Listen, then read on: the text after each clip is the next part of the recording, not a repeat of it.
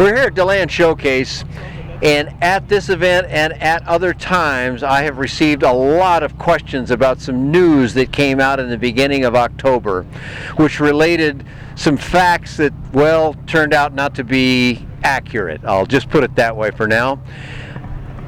One of the numbers that came out and grabbed everybody's attention was 3,600 pounds for the light sport aircraft of the future.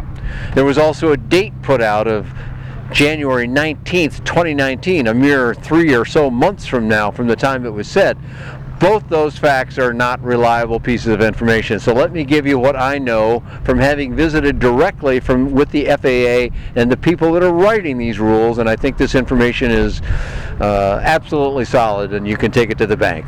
So one is 3,600 pounds. First of all, it will not be a hard number at all. It will be a formula based on engine power, stall speed, and perhaps other parameters, and there is no firm definition of that yet because they haven't fully decided it yet. And that's the facts as of this moment in November of 2018.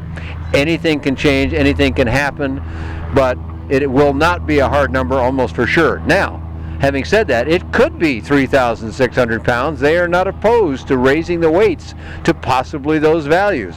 And we're doing that in front of this commuter aircraft here because here's an aircraft in one of its iterations that can be 2,200 pounds. Could this be a light sport aircraft of the future?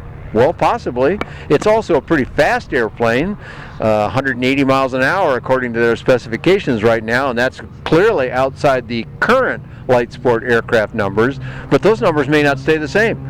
They probably will change too. Will it be this high? Again, no one knows yet. The other piece of information that was really the worst part that came out was this January 19th, 2019, that FAA was going to release something called an NPRM, which stands for Notice of Proposed Rulemaking, and it's something that the federal government must do. They must publish an NPRM and say, here's what we propose, please comment.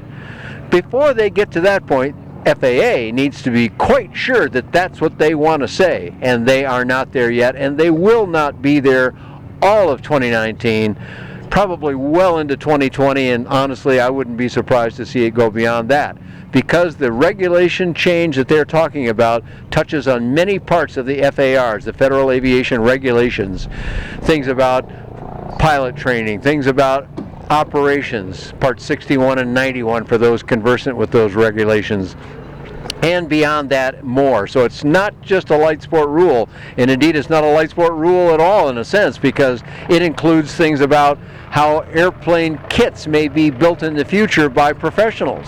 And yes, FAA is considering some information like that. What LAMA and USUA have done together, LAMA is the Light Aircraft Manufacturers Association, of which I'm the president and chairman for a number of years. USUA is the U.S. Ultralight Association, of which my partner Roy Beiswinger has been the president, is the current president, and he and I have been the advocacy team that has been working with FAA for 4.5 years to try and make changes to the rule.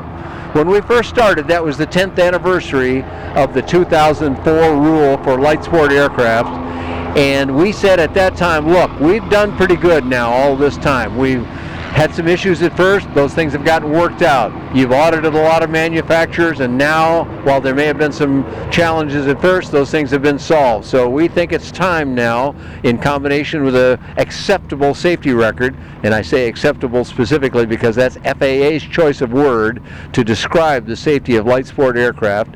It's pretty good praise coming from a regulatory agency when they say the safety record's acceptable. So we added all those things together and we said, we think we've done what we were asked to do and deserve to have this regulation looked at to see if there could be improvements in it that might be better. Can we do that? FAA, I have to say, has been exceptionally receptive to our ideas, and as far as we can tell, they are willing to make a number of changes that we believe the industry wants, that we believe pilots need and are asking for, and that will give this whole light aircraft industry a long lease into the future, and those are good things. So the present day information is those facts that you heard, 3,600 pounds in January 19th, 2019, they are wrong. If You should ignore those pieces of information and just keep tuned to see what we've got, and we'll tell you more as we learn it and as FAA decides it. Right now, this is an FAA internal progress thing, and they have to pass muster within various parts of the FAA before they will ever release it to the public. For example, their legal department has to weigh in on any changes they make, and all that just takes time. It's not that they're working sluggishly. We don't believe that. There's just a lot to do, and they're trying to do it carefully and well. And we applaud them for their efforts, and we are very grateful that they've been so willing to listen to our suggestions and to consider them carefully. So good on FAA for that. Also, we want to give credence to EAA, AOPA, and GAMA, other alphabet organizations with whom we have shared our goals and plans and asked for their support. Of course, those organizations have their own goals and need to take care of their own members. That's what I want them to do. I'm members of those organizations. But LAMA and USUA are focused on the light aircraft industry and trying to do the best for it and the best for the pilots that enjoy these aircraft. So, get more information from the LAMA website at lama.bz, or you can read some reports I've written on this subject on bydanjohnson.com. Please stay tuned. There'll be more information. Thanks for listening.